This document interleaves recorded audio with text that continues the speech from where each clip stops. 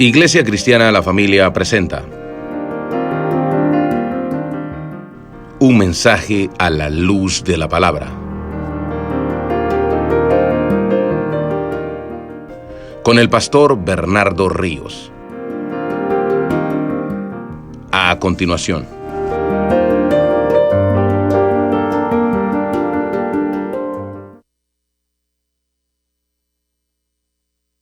Verso 1. Juan capítulo 7, verso 1. Y si es tan amable, vamos a estar en pie para la lectura de este único verso. Vamos a orar y luego vamos a predicar hasta el verso 24 el día de hoy. Amén.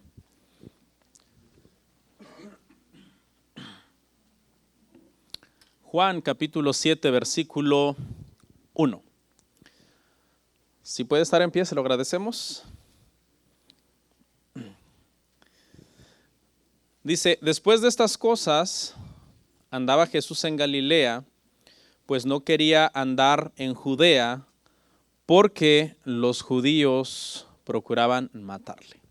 Oramos. Señor, te damos gracias en esta mañana por este privilegio tan enorme de poder compartir las Escrituras con mis hermanos y mis hermanas, Padre, que están aquí hoy. Reconozco, Padre, ante ti que yo no tengo nada que darles de mí mismo, de mi humanidad. Soy igual que ellos, soy un ser humano, soy una persona con defectos, falible, que tengo mis propias luchas también en todos los sentidos, en la salud, en mi matrimonio, en la crianza de mis hijos. No soy para nada, Señor, especial, ni para nada mejor que nadie, pero Padre, pues a ti te ha placido llamarnos a este ministerio de la exposición de las Escrituras.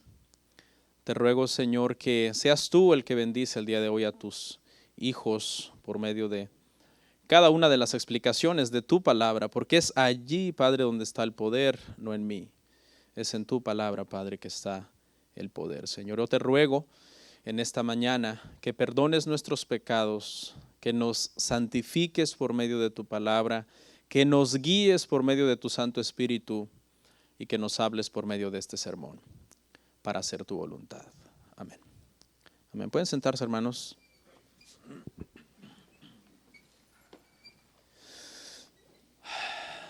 Los ponemos en pie siempre que vamos a leer la palabra porque la verdad que hay un sentimiento de reverencia, ¿no? Y digo yo, hay que poner en pie a los hermanos y pues ponernos en pie es algo. El otro día en la conferencia de matrimonios, los hermanos cuando comenzó la adoración nos dejaron sentados y yo hice la señal y les dije, por favor, parémonos. No sé, siento que si estoy sentado y alguien está cantando alabanzas es como que yo las estuviera recibiendo, no sé, a lo mejor estoy mal, pero así me siento y pues también cuando vamos a leer la palabra, las costumbres se hacen leyes, ¿no, hermanos? Desde hace muchos años, yo creo desde el 2012 para acá tenemos por costumbre ponernos en pie a leer la Escritura y se nos ha hecho una ley muy bonita, creo yo, de poder darle esa reverencia al Señor. Y cualquiera protesta, ¿no? Con el argumento de decir, ay, ¿eso qué? Si cualquiera se pone de pie, lo importante es obedecerla y que no sé qué, y está bien, el argumento es sabio, pero ¿y si hacemos las dos cosas? ¿Nos ponemos en pie y también la obedecemos? Un argumento mejor todavía. Bueno, el día de hoy, hermanos, vamos a ver el capítulo 7 de Juan. Vamos a ver hasta el verso 24.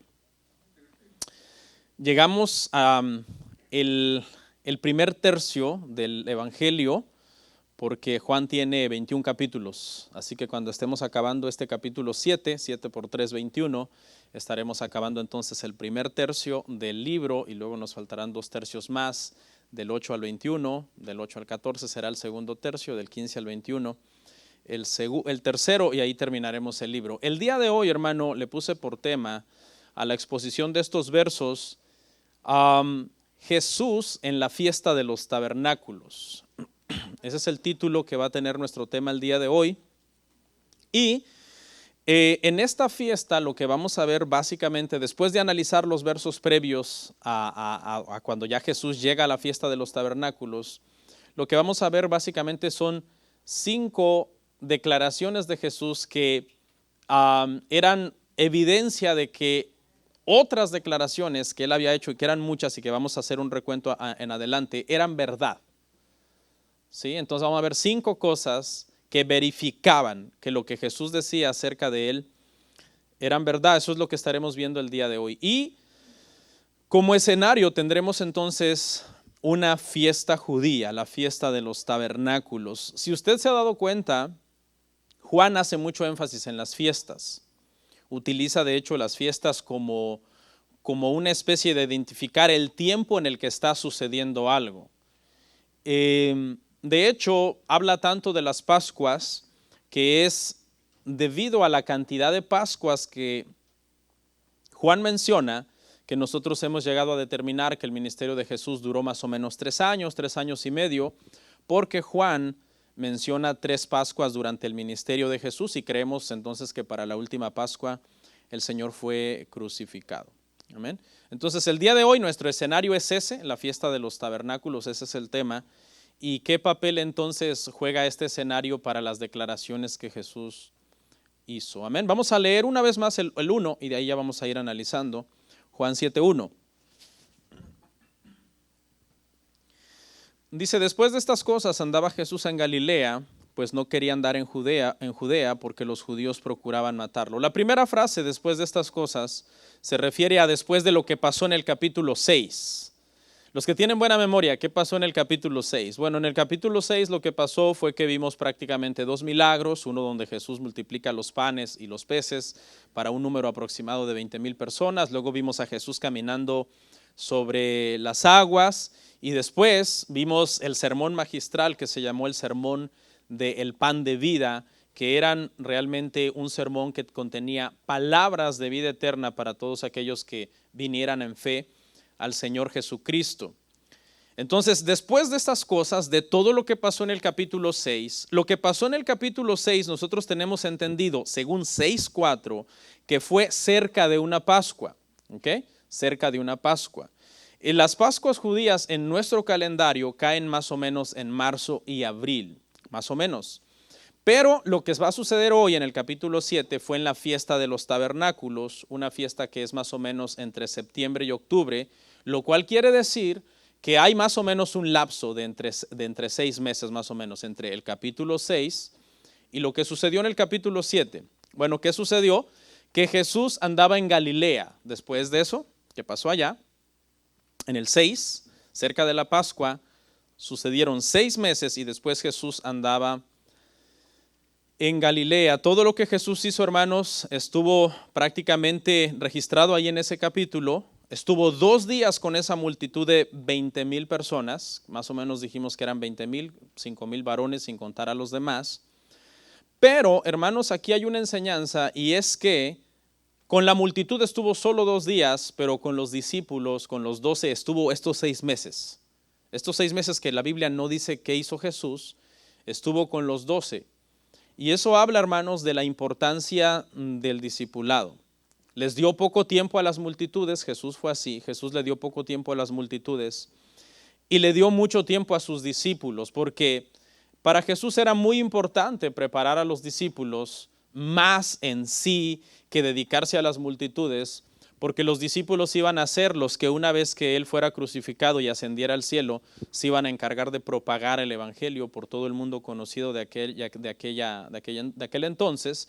Y entonces había una urgencia en dejarlos a ellos bien preparados, un discipulado prácticamente intensivo para los 12. Y esto, hermanos, también habla de lo importante que para nosotros como iglesia debe de ser el discipulado.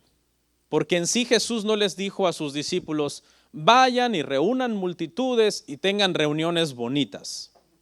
No, Él dijo, vayan y hagan discípulos, enséñenles lo que yo les estoy enseñando y bautícenlos para que estas personas sean salvos. Y esa fue la prioridad del Señor y esa debe de ser la prioridad de una iglesia sana. Una iglesia sana, hermanos, en sí no se basa por cuánta gente viene el domingo a la reunión, sino qué tan profunda es la enseñanza, qué tan bíblica es la iglesia, qué tanto se apega a las escrituras, aunque el apegarse a las escrituras no la haga necesariamente una iglesia popular. Con esto no estoy diciendo que una iglesia grande es una iglesia mala automáticamente por el hecho de ser grande, no. Porque hay muchas iglesias que son grandes en número, pero son muy bíblicas. Entonces no está mal tener una iglesia grande, pero sí está mal cuando ese tamaño numérico, esa grandeza numérica, solamente se ha logrado en base a estrategias, a cosas que quizás se han implementado en la iglesia como programas para fulano, programas para sutano, y que eso ha traído, hermano, el crecimiento a la iglesia. Es muy bueno, hermanos, que la iglesia crezca y es bien bonito, ¿no? Yo creo que el pastor corre el peligro siempre de que en su ego quiera predicarle a multitudes. El pastor está en ese riesgo siempre. Y de que con tal de satisfacer su ego, no le importe comprometer el mensaje y diluirlo y rebajarlo con tal de que vengan. Pero la enseñanza para nosotros como pastores, en el ejemplo de Jesús, es que Jesús nunca se dejó seducir por las multitudes. Él atendió a las multitudes cuando era necesario, pero su misión y su prioridad siempre fue los discípulos, los que tenían más hambre, los que era necesario capacitarlos. Entonces es importante, hermanos, que ustedes también tengamos esa mentalidad, una mentalidad de discipulado, de aprender de la palabra. Es bien bonito que tengamos un grupo de jóvenes, ¿verdad? Y ahorita estamos trabajando para ver si levantamos un grupo de jóvenes. Pero qué bueno sería que cuando te pongas a hablar con uno de esos jóvenes de 16, 17 años, le digas, oye, ¿y qué es la soberanía de Dios? Y que te diga, bueno, la soberanía de Dios es que Dios hace como Él quiere. ¡Wow! ¿No? A que te reúnas con un joven de 16 y 17 años y le digas, bueno, ¿y a qué viniste aquí a la iglesia? Pues a ver si encuentro novia, ¿no? Que no está mal tampoco, porque es peor irlas a buscar al mundo, ¿no? O sea, si tú eres un joven cristiano y andas buscando novia en la iglesia, vas por buen camino, ¿no?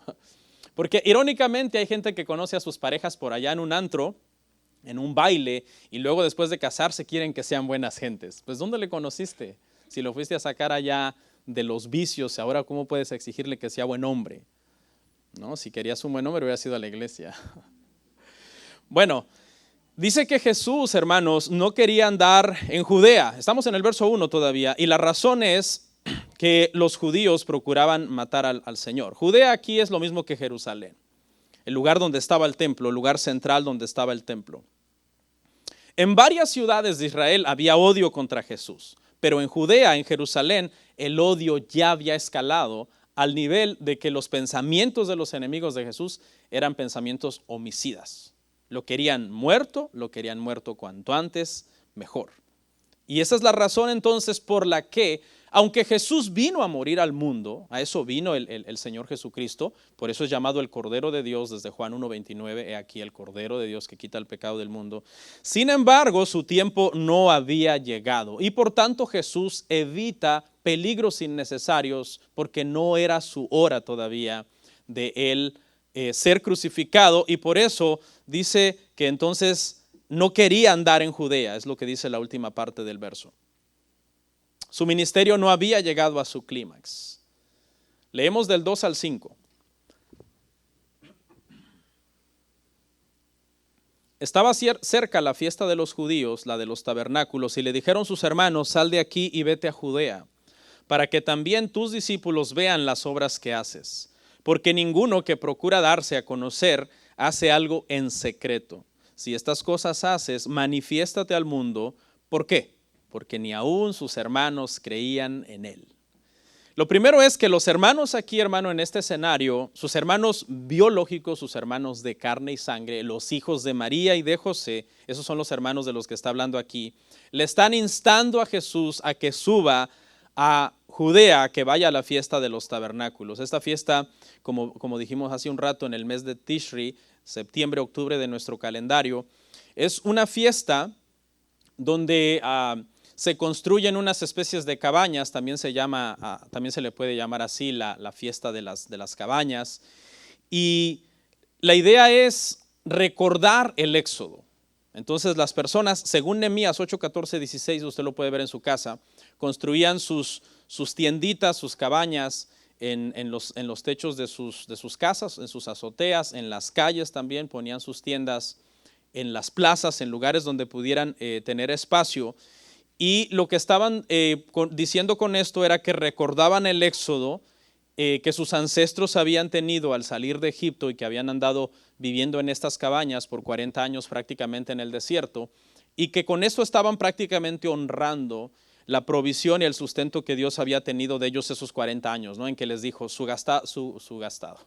calzado no se gastó, su ropa no se envejeció, su pie no se hinchó, porque el Señor había estado con ellos. Era una de las tres fiestas, o es una de las tres fiestas, que la ley en Deuteronomio 16:16 mandaba que todo varón judío, no importaba dónde estuviera diseminado en el Imperio Romano en el siglo I, tenía que venir a hacer reunión presencial, no lo podía hacer online, tenía que ser presencial, no había internet, ¿no? Aquellos, tenía que ser presencial en Jerusalén y no tenían que venir con las manos vacías. Y habían estas tres fiestas entonces, y la fiesta de los tabernáculos era una de ellas. Esta fiesta, según Nehemías 8:17, la habían dejado de celebrar desde los tiempos de Josué. Israel la había dejado de celebrar. Eso lo puede usted ver en Nehemías 8:17. Y cuando ellos regresaron del exilio, después de haber estado en Babilonia, cautivos, ellos vuelven del exilio, ellos retomaron esta fiesta de los tabernáculos con mucho celo. Flavio Josefo, un historiador judío del siglo I, dice que de hecho se volvió casi una fiesta principal por sobre las otras dos, que eran la Pascua y los panes sin levadura, bueno, también Pentecostés. Le dijeron sus hermanos, que en este caso eran ¿qué? Medios hermanos. Dije que eran hermanos biológicos, ¿verdad? Sí, pero medios. ¿Por qué? Porque estos eran hijos de José y María, pero Cristo solamente era hijo de María e hijo de Dios. En Juan, cada vez que nosotros escuchemos la frase Jesús hijo de Dios, quiere decir que Jesús es igual a Dios. Y cada vez que veamos la frase Jesús hijo de hombre, que la usó mucho más en Mateo, esa frase la usó más en Mateo, hijo de hombre, para identificarse, quiere decir que es exactamente un hombre. Usted puede ver en su casa, en Mateo 13:55 se mencionan 4 hermanos, medios hermanos biológicos de Jesús: José, Simón, Judas, Santiago. ¿Ok? Ahora, sabemos que la Iglesia Católica Romana, hermano, enseña que Jesús no tuvo más hermanos, ¿verdad? Porque la palabra griega que se utiliza en el Nuevo Testamento para hermanos es la palabra adelphos, que tiene que ver con Filadelfia, que se refiere a amor fraternal o amor de hermanos. Y esa palabra adelphos en el griego no solamente puede significar hermano biológico, sino también pariente. Y algunos dicen, no, cada vez que la Biblia habla de los hermanos de Jesús se refiere a parientes, no a hermanos necesariamente hijos de María, porque María nunca tuvo hijos. La Biblia dice, hermanos, que después de que Jesús nació, entonces José conoció a María. Y nosotros como protestantes tenemos el entendimiento de que María, en base a las Escrituras, después que Jesús nació, tuvo relaciones, como toda esposa tiene relaciones con su marido, y entonces tuvo hijos. Y les mencioné 4, Santiago, Simón, José y Judas. De estos hermanos, 4 hermanos del Señor Jesucristo, nosotros sabemos que por lo menos 2 se convirtieron después y escribieron 2 epístolas, y esas epístolas están en las Escrituras, que uno es la epístola de Santiago y la epístola de Judas. Mire lo que le dijeron: vete a Judea para que vean las obras que haces. Es un reto. No están necesariamente estos hermanos hablando como como decimos en un buen mexicano, no le están hablando como en buena onda. Le están hablando un poco pesado, un poco feo, lo están retando. Le están diciendo prácticamente, ve y en la fiesta de los tabernáculos, donde habrá mucha gente, donde habrá peregrinos que han venido de todo el mundo, si tú dices ser quien tú eres, pues ve y manifiéstate. Deja de hacer cosas en secreto y manifiéstate para que vean quién eres. Mire lo que dice: porque ninguno que procura darse a conocer hace algo en secreto. No están preocupados por su reputación, como diciendo, hermano, sabemos que no te creen, así que ve y haz un milagro. No sé, haz que el templo flote en las nubes, que lo pudo haber hecho, y así te creerán. No, no es esa la intención de ellos. Ellos más que nada lo que están haciendo es un reto tipo Satanás. Si esto haces en secreto, manifiéstate al público, como cuando Satanás le dijo a Cristo, si eres el Hijo de Dios. Ese sí condicional de desafiándolo prácticamente. Eso es, en ese sentido es que están hablando prácticamente los hermanos. ¿Por qué? Porque ni aún sus hermanos creían, dice, en él. No creían en él en ese momento. Sin embargo, sabemos que después que resucitó, según el testimonio de 1 Corintios 15:7, el Señor Jesucristo resucitado le apareció a Santiago, a su medio hermano. Y la postura de la iglesia es que en esa aparición Santiago se convirtió. Pero no solo se convirtió, sino que cuando lees Gálatas, lees Hechos, aprendes que Santiago se volvió el hombre más importante de la iglesia cristiana en Jerusalén. Al punto que él era la columna principal sobre los demás apóstoles, si usted quiere, porque en Hechos 8:14 vemos que dice que han mandado a Pedro y a Juan a una misión, y mi postura es que fue Santiago el que los mandó. Entonces llegó a tener realmente un lugar de preeminencia. El otro fue Judas, y ambos escribieron epístolas. Judas, una epístola en contra de los falsos maestros, y Santiago, una epístola para enseñarnos de que si nosotros decimos tener fe, pero no tenemos obra, realmente somos mentirosos. Porque como buenos cristianos lo que debe de seguirnos es una buena moral. ¿Sí? Como buenos árboles lo que tenemos que dar es frutos buenos, porque un árbol no se puede llamar bueno a sí mismo y estar dando frutos podridos. 7, vamos a leer del 6 al 9. Entonces Jesús les dijo: mi tiempo aún no ha llegado, mas vuestro tiempo siempre está presto. No puede el mundo aborreceros a vosotros, mas a mí me aborrece, porque yo testifico de él que sus obras son malas. Subid vosotros a la fiesta. Yo no subo todavía a esta fiesta, porque mi tiempo aún no se ha cumplido. Y habiéndoles dicho esto, se quedó en Galilea. Dice el Señor: mi tiempo no ha llegado. Aprendimos en Juan 2 que la frase mi tiempo aún no ha llegado, mi hora aún no ha llegado, no quiere decir que Jesús está diciendo absolutamente no, que no van a hacer lo que le están pidiendo, sino que no ha llegado ¿qué? La hora de su muerte, la hora de su crucifixión. Eso es lo que quiere decir acá. ¿Okay? Su agenda ya no estaba dirigida por su familia, la agenda de Cristo estaba dirigida por su Padre. Así que cuando María le dice en Juan 2, haz el vino, él dice: mujer, ¿qué tienes conmigo? Mi hora no ha llegado. Y usted puede interpretar: oh, no va a ser el milagro porque su hora no ha llegado. No, lo que no ha llegado es la hora necesariamente de manifestarse al mundo como el Mesías, porque lo podían matar y no había cumplido su ministerio. Porque al final hace el milagro. Aquí es lo mismo. Cuando él dice mi hora no ha llegado, no está diciendo que él no irá a Judea, sino que no irá en la forma en que ellos quieren. Ellos quieren que lo haga de cierta forma y él no lo va a hacer de esa forma. Querían que prácticamente los hermanos lo que están diciendo es: haz tu entrada triunfal en Jerusalén. Que suenen las fanfarrias y que todo el mundo diga: ha llegado el Mesías. Y no era en una fiesta de los tabernáculos que iba a ser su entrada triunfal, sino una fiesta ¿de qué? De Pascua. ¿Por qué? Porque la fiesta de Pascua se sacrificaban los corderos. Y él iba a ser sacrificado en una fiesta de Pascua como el Cordero de Dios. Entonces por eso es que su hora no había llegado. Ya no faltaba mucho en realidad, porque fue 6 meses después la Pascua, después de tabernáculos, pero todavía no había llegado su hora. Si les dice: subid vosotros a la fiesta, yo no subo todavía. Es decir, no puedo darme abiertamente a conocer como el Mesías todavía. Y se quedó entonces, dice, en Galilea. En esta peregrinación donde suben los hermanos es una caravana llena de gente. Jesús quiere ir en secreto, Jesús no quiere ir con un grupo de gente. Más adelante vamos a leer que dice que él llegó a la fiesta como a media fiesta. Es decir, ya todos los peregrinos habían llegado, los caminos estaban desocupados, ya no había flujo de gente, y él llegó entonces de una forma secreta a la fiesta. Leemos del 10 al 14. Pero después que sus hermanos habían subido, entonces él también subió a la fiesta, no abiertamente, sino como en secreto, y le buscaban los judíos en la fiesta y decían: ¿dónde está aquel? ¿Dónde está aquel? Y había gran murmullo acerca de él entre la multitud, pues unos decían: es bueno, pero otros decían: no, sino que engaña al pueblo. Pero ninguno hablaba abiertamente de él por miedo a los judíos, mas a la mitad de la fiesta subió Jesús al templo y enseñaba. ¿Okay? Entonces no hay contradicción. Les dijo a sus hermanos: suban ustedes, yo no subo, pero dijo todavía. Y después él sube en secreto.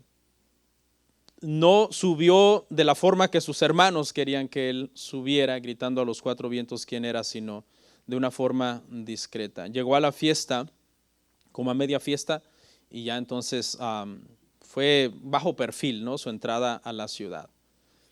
Dice que los judíos le buscaban en la fiesta y decían, ¿dónde está aquel? ¿Sí sabe por qué le buscaban? El verso 1 tiene la respuesta. Porque procuraban matarle. Pero todavía querían como discutir con él y seguirlo confrontando y seguir teniendo como más argumentos para darle muerte al Señor. Había murmullo entre el pueblo, los líderes. Un dato interesante, lo repito porque la repetición es buena para el alma. Siempre que Juan dice los judíos se refiere no a todos los judíos, se refiere a quiénes, a los líderes. Los líderes, el sumo sacerdote, las sectas de los más religiosos, los fariseos, los saduceos, se refiere a esos. Esos son los que procuraban matar al Señor. ¿Ok? ¿Por qué? Porque entre el pueblo había unos que decían, ¿es qué? Es bueno. Y otros decían, no, sino que es un engañador. Quiere engañar al pueblo, es un mentiroso. Este dicho, lamentablemente, hasta el día de hoy mucha gente lo cree. Hay sectas judías que son muy apegados al Talmud. El Talmud dice cosas horribles de Jesús. Por ejemplo, que es un bastardo. Ellos dicen que María era una especie como de ramera que se metió con un soldado romano que se llamaba Pantera. Y ese es fue el padre de Jesús. Que Jesús era un mago, que era un engañador, que embaucaba al pueblo, que de hecho su ministerio consistió en desviar a Israel de Dios. Y entonces dicen que su castigo es estar en el infierno, en excremento, hirviendo. Usted lo puede comprobar, las citas son Sanedrín 107b, esos son libros del Talmud, Sota 47b, Sanedrín 47a, y hay otro libro que se llama Gitín 56b y 57a. Esas cosas dicen el Talmud, hermano, acerca del Señor Jesucristo. Por eso es que muchos acusan a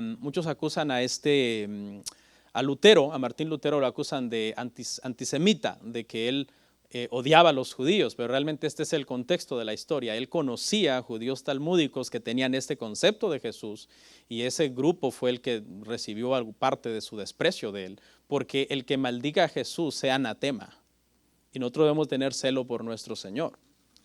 Entonces, de aquí en adelante, hermanos, ahora sí vamos a ver entonces 5 cosas que probaban las afirmaciones de Jesús, pero ahora ya tenemos a Jesús entonces ubicado en la fiesta de los tabernáculos, donde hay 5 cosas que vamos a aprender de que todo lo que él había dicho antes entonces es verídico, porque esas 5 cosas las prueban. Vamos a ver un repaso de cosas que Jesús ha dicho hasta aquí y luego las 5 afirmaciones. Cosas, hermano, muy importantes, ¿no? O sea, Jesús dejaba perplejo a sus oyentes, los dejaba perplejos con lo que él decía. Por ejemplo, ¿qué había dicho Jesús? Había dicho que había descendido del cielo, Juan 3:13. Había dicho que había sido enviado al mundo directamente por el Padre, Juan 4:34. Había dicho ser el Salvador del mundo, Juan 3:17. Había dicho ser la fuente de vida eterna, Juan 3:16. Ser el único camino a Dios, Juan 14:6. Ser uno con el Padre, Juan 10:30. Tener el poder de levantar muertos, Juan 5:28-29. Que él mismo se levantaría de entre los muertos, Juan 2:19-22. Que las escrituras del Antiguo Testamento apuntaban a él, Juan 5:39. Ser el juez supremo, Juan 5:22. No tener pecado, Juan 8:46. Tener autoridad para responder oraciones. Oiga bien, ¿qué profeta dijo alguna vez? Oren en mi nombre. Imagínese a Elías diciendo, no, pues cuando necesiten algo, pídanlo en el nombre de Elías. No, Jesús dijo, lo que pidan en mi nombre. Tener autoridad de mandarnos a orar en su nombre. No dije la cita, ¿verdad? Tener autoridad para responder oraciones, Juan 14:13-14. Tener autoridad para mandarnos a orar en su nombre, Juan 15:16, ser el pan de vida eterna, Juan 6:33, ser la luz del mundo, Juan 3:19, ser la resurrección y la vida, Juan 11:25, ser el Mesías, Juan 4:25-26, ser el Hijo de Dios, Juan 3:18. En pocas palabras, él dijo ser Dios, Juan 5:18. En pocas palabras, eso fue lo que él dijo, ser Dios mismo. Y ante estas, hermano, ¿quién afirma estas cosas? No hay ningún otro ser humano en toda la historia de la humanidad, desde Adán hasta hoy, que haya dicho ser todo esto. ¿Cómo explicas esto? ¿Cómo puede un hombre decir esta serie de cosas? Solamente hay 3 explicaciones, dijo C.S. Lewis, ¿no? o es un loco, o es un endemoniado, o está diciendo la verdad. ¿Era un loco? Bueno, los locos no resucitan muertos. ¿Era un endemoniado? Los endemoniados no tienen compasión de los enfermos, al contrario, los quieren matar, destruir. No era un loco. Sus sermones estaban llenos de sabiduría.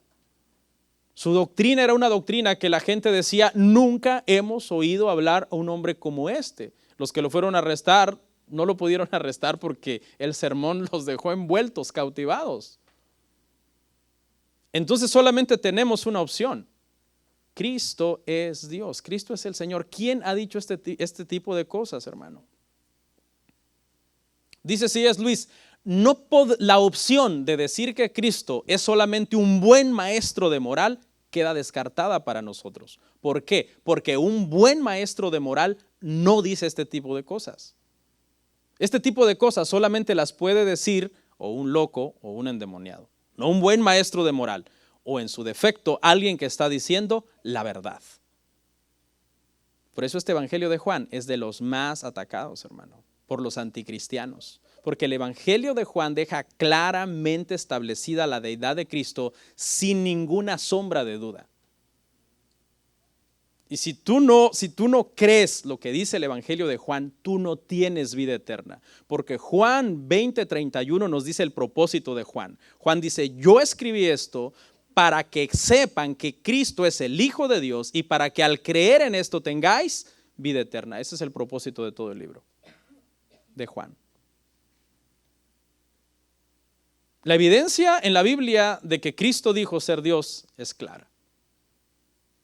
La gente que no cree en esta evidencia, hermano, pues valga la redundancia, no es por falta de evidencia, es por falta de sabiduría, es por necedad.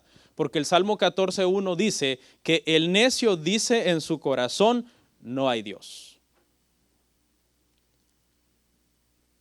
No hay Dios. Ahora, cualquier loco puede repetir lo que Jesús dijo, cualquier loco lo puede repetir. El problema es si lo puede probar. Cristo lo probó y eso es lo que vamos a ver en lo que resta del sermón. 5 pruebas de que sus afirmaciones son verídicas. La primera, ¿de dónde Jesús obtuvo su conocimiento? La fuente de conocimiento. En Juan 7:15 al 16. Y se maravillaban los judíos diciendo, ¿cómo sabe este letras sin haber estudiado?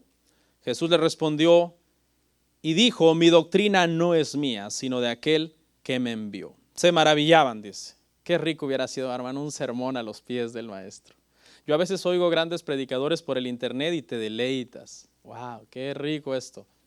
Qué delicioso este sermón. Yo prefiero oír, hermano, un sermón bíblico de 1 hora o de 2 horas. A veces escucho debates de 2 horas a oír 1 hora de música cristiana con un mal contenido doctrinal.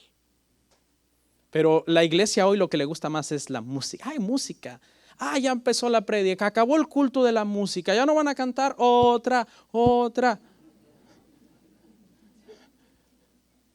No, hermanos. Cuando nosotros entendemos la sabiduría, la belleza de la palabra, uno se deleita oyendo la explicación de un versículo. Que alguien te diga, esto es lo que... ¡Wow! Esto significa. ¡Qué hermoso! ¡Qué lindo!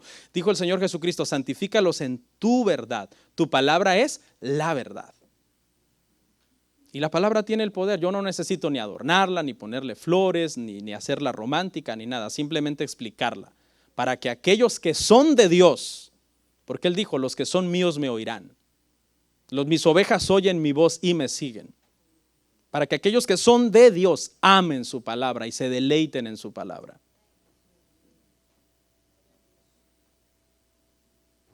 Sus sermones eran llenos de sabiduría, le gustaban a los niños, le gustaban a los viejos, le gustaban a los hombres, le gustaban a las mujeres, le gustaban a los pobres, le gustaban a los ricos, le gustaban a los sabios, le gustaban a los no sabios.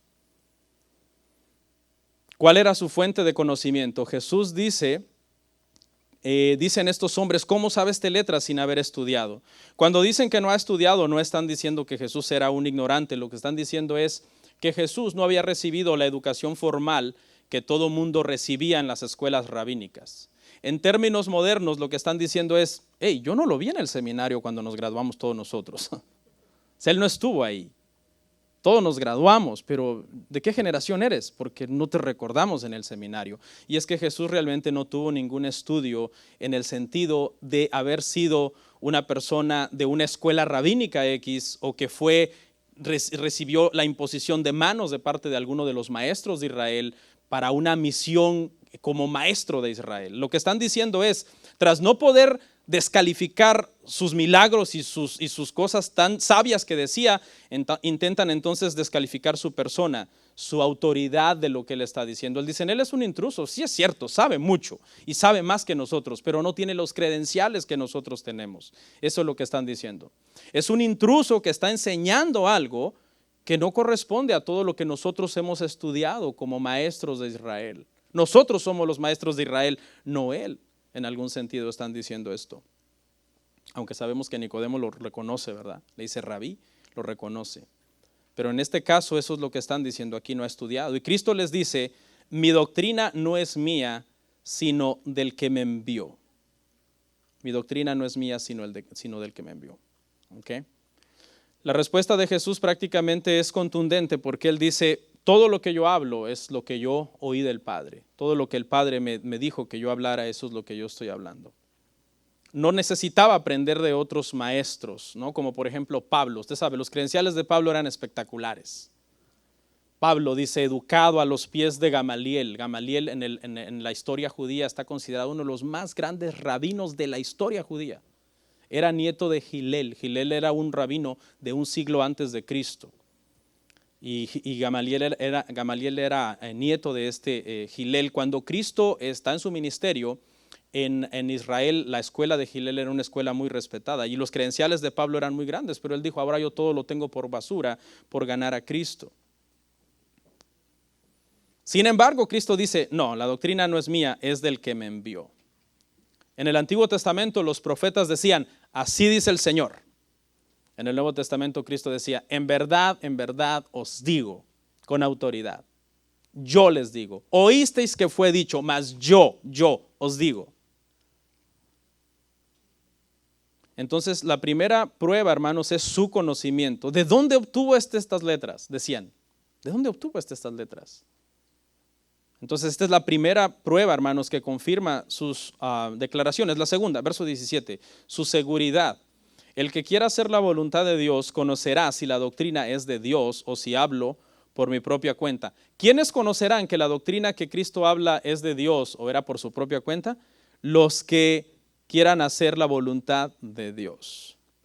Los que venían por curiosidad, por el hambre del pan, por los peces. Al final vimos en el mensaje pasado que lo abandonaban cuando él ya decía algo fuerte. Dice que lo dejaban y se iban, le daban la espalda.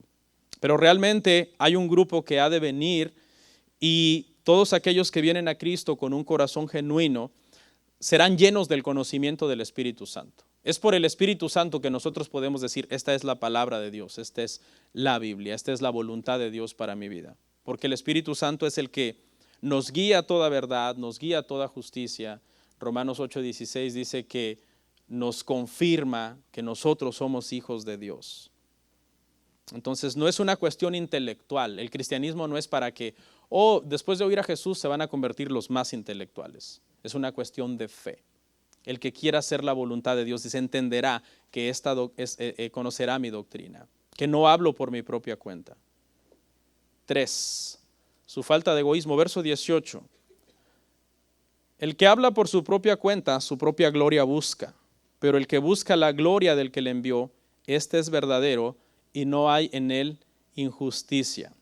Dice que el que habla por su propia cuenta busca ¿qué? Su propia gloria. Y esto es una característica de los falsos maestros.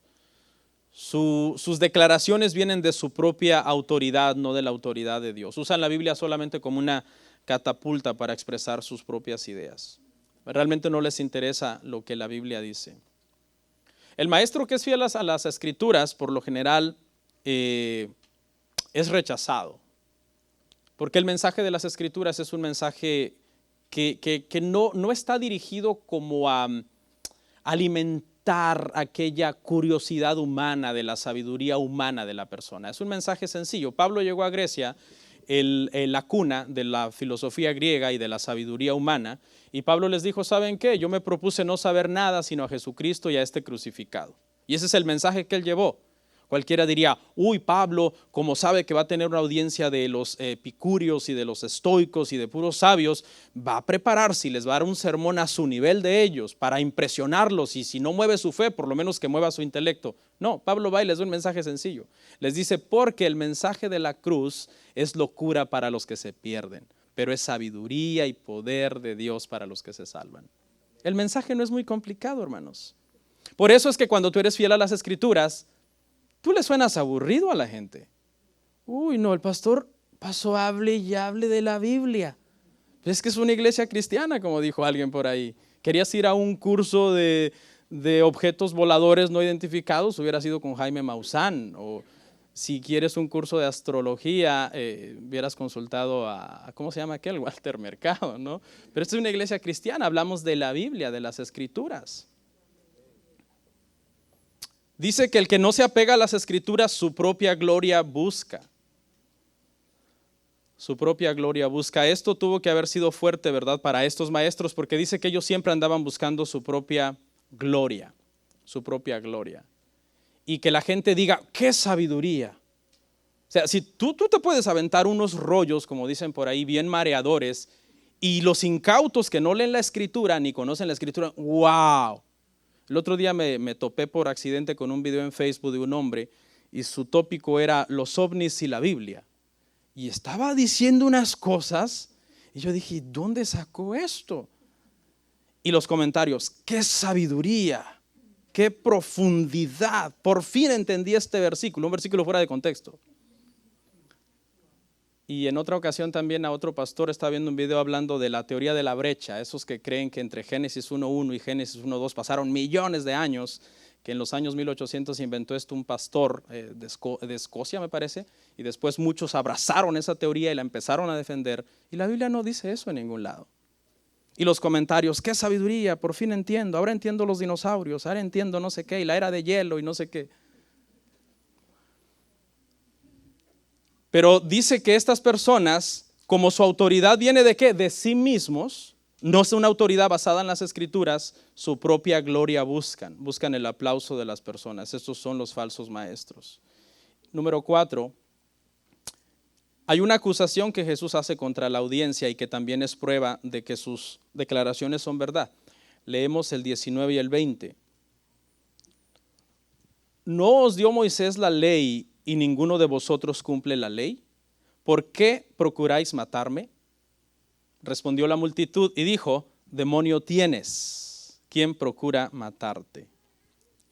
¿Quién procura matarte? Los confronta, ¿no? Los acusa prácticamente con Moisés, porque ellos se jactaban ser discípulos ¿de quién? De Moisés. ¿Y qué escribió Moisés? No matarás. ¿Y qué procuraban ellos? Matarlo. Y se niegan los mentirosos cuando Jesús conocía su corazón. Jesús sabía que lo querían matar, porque Jesús conoce el corazón de todos los hombres, dice, y no tiene necesidad que nadie venga y le diga qué hay en el corazón del hombre. Y ellos lo niegan. Y Jesús dice aquí algo bien interesante, les dice, ninguno de vosotros cumple la ley. Y aquí hay una enseñanza, hermano, porque esta gente, siendo los más radicales del judaísmo, los fariseos, los saduceos, estas sectas que nacieron por ahí en el periodo del silencio entre los 400 años que hay entre el último libro de la Biblia, Malaquías y Mateo, ahí nacieron esas dos sectas y eran muy celosos. Imagínese, hermano, si esa gente, siendo tan celosa que diezmaban hasta la menta, el eneldo y el comino, no guardaban la ley, ahora imagínese usted a alguien, hermano, que ni la conoce para empezar, porque esta gente se memorizaban la ley. Dice Cristo, no, ustedes no guardan la ley porque ustedes procuran matarme. El objetivo de la ley, hermanos, fue revelar el pecado, no salvar. ¿Okay? Si la ley pudiera ser guardada por la gente y la gente pudiera guardarla y ser salvos por guardarla, entonces no hubiera el Padre mandado a su Hijo a la cruz. Hubiera dicho el Padre, no, ya tienen la ley, la pueden guardar, se pueden salvar por la ley, háganlo. ¿Para qué voy a mandar a mi hijo a que muera en una cruz y sea pues maltratado de esa manera? Pero realmente el objetivo de la ley era revelar el pecado, revelar la santidad de Dios, restringir el pecado también, hacer el trabajo de ayo para mostrarle al pecador que Cristo es el Salvador. Y por último, hermanos, para descanso de vuestras almas. 5, sus señales, verso 21 al 24. Descanso de sus almas, regocijo de sus estómagos. Leemos del 21 al 24. Jesús respondió y les dijo: una obra hice y todos os maravilláis. Por cierto, Moisés os dio la circuncisión no porque sea de Moisés, sino de los padres. En el día de reposo circuncidáis al hombre, si recibe el hombre la circuncisión en el día de reposo, para que la ley de Moisés no sea quebrantada. ¿Os enojáis conmigo porque en el día de reposo sané completamente a un hombre? No juzguéis según las apariencias, sino juzgad con justo juicio. ¿A qué obra se refiere? Dice el Señor aquí, hermanos, que hizo una obra y que por esa obra ellos se maravillan. Cuando avanzamos nos damos cuenta que está hablando de una sanidad que hizo en día de reposo. Es la sanidad del capítulo 5, el paralítico de Betesda, de eso desde lo que él está hablando. Y desde ahí ya se había empezado a hinchar el enojo de los judíos porque lo hizo en un día, ¿qué? En un día sábado. Y el hombre no estaba de muerte, lo pudo haber sanado al otro día, pero Jesús lo hizo intencionalmente para confrontarlos con su religiosidad sobre el sábado. Y entonces Jesús dice: pero si ustedes quebrantan la ley, porque cuando circuncidan a un niño en día de reposo, eso es trabajo, eso es lo que dice aquí, que circuncidar a un niño en día de reposo era trabajo, y los sacerdotes circuncidaban niños en día de reposo. ¿Qué niños? Los niños que nacían los viernes. Todos los niños que nacían los viernes tenían que por fuerza ser circuncidados un día de reposo. ¿Por qué? Porque la ley dice que el niño tenía que ser circuncidado al 8º día de su nacimiento. Entonces, viernes, sábado, domingo, lunes, martes, miércoles, jueves, viernes, sábado. Muchas veces caía en sábado circuncidar a un niño. Y entonces, o decían, o no lo circuncidamos y queda fuera del pacto, porque ¿cómo se entraba al pacto? Por medio de la circuncisión. ¿Okay? O no lo circuncidamos y por tanto queda fuera del pacto, o aunque quebrantemos el sábado, tenemos que circuncidarlo, aunque quebrantemos el sábado para que entre al pacto. Y eso es lo que está diciendo aquí. Y Jesús entonces hace una maravillosa aquí como juego de palabras entre, ustedes quebrantan el sábado cortándole el prepucio a un bebé y están enojados porque yo sané a un hombre paralítico que nunca había caminado. Y lleva el argumento de lo menor a lo mayor, enseñándoles que lo que él hizo es mucho más importante. Os enojáis conmigo, les dijo, porque en el día de reposo sané a un hombre. O sea, ¿cómo se ponen a comparar? Están muy estrictos en su ley de que por fuerza hay que circuncidarlo para que entre al pacto, pero no tienen misericordia de un hombre. ¿Cuántos años no había caminado? ¿38? ¿Alguien se acuerda? El paralítico de Betesda. 38. Y el Señor tuvo misericordia de él. Y la última frase, hermanos, dice: no juzguéis según las apariencias, sino juzgad con justo juicio. Lo están juzgando porque sanó a un hombre en día de reposo. Cristo, el contexto de este verso es, hermano, que esta era prácticamente una acusación que Cristo les está haciendo a ellos. Les está diciendo: ustedes no tienen entendimiento teológico de las cosas. Ustedes, porque yo he sanado un día de reposo, no creen en mí.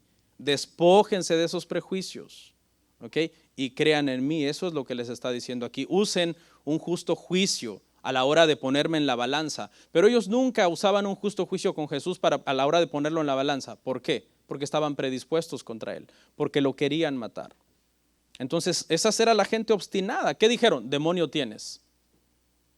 ¿Se acuerda que le dije que solamente hay 3 opciones? O decir que está loco. En los evangelios hay gente que dijo que estaba loco. Cuando dice, y sus hermanos vinieron y trataron de llevárselo porque vieron que estaba fuera de sí. Esa escena quiere decir que es como llegar con una camisa de fuerza, amarrarlo y llevarlo a un manicomio. Y esta gente dice, demonio tienes. Pero hay un grupo de gente que entonces cae de rodillas y dice, no, tú eres el Señor. Y por último, este comentario final, que mucha gente utiliza Mateo 7:1 para decir que la Biblia prohíbe absolutamente juzgar. No me juzgue, o sea, ya todo el mundo puede hacer lo que se le pegue la gana y no hay que decirle nada, que haga como quiera, porque la Biblia prohíbe juzgar. El contexto de Mateo 7:1 es que no puedes juzgar cuando tú estás mal en esa área. Pero con autoridad moral, estando tú correcto en esa área, tienes todo el derecho de emitir un juicio contra un asunto. Y todos los días estamos juzgando asuntos.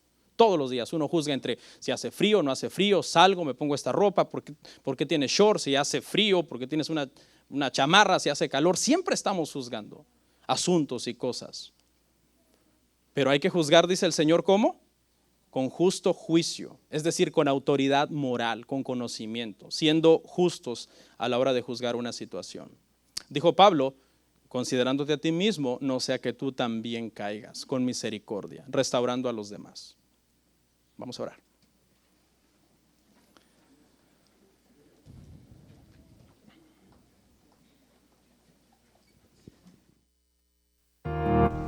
Comparte, suscríbete, dale like. Gracias por tu sintonía. Hasta la próxima. Bendiciones.